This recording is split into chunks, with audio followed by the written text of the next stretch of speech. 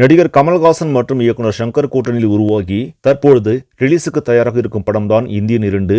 இந்த படத்தில் Priya Bhavani Shankar, Kajal Agarwal, Rakul breath Singh, Siddharth, Bobby Simha, Samuthirakani மற்றும் பலர் நடித்திருக்கிறார்கள். 28 ஆண்டுகளுக்கு பிறகு ஷங்கர் இயக்கத்தில் நடித்துள்ளார் கமல்ஹாசன் என்பது குறிப்பிடத்தக்கது.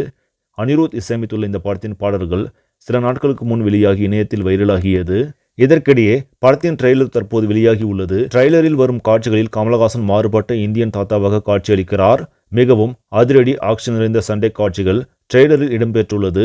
கமல்ஹாசன் இந்த படத்தில் வித்தியாசமான பல கெட்டப்புகளில் வருகிறார். நீங்க காந்தி வழியில் போராடுங்க, நான் நேதாஜி வழியில் போராடுகிறேன் என்ற வசனங்கள் கூஸ்பம் நிகழ்வாக தியேட்டரில் இருக்கும் என எதிர்பார்க்கப்படுகிறது.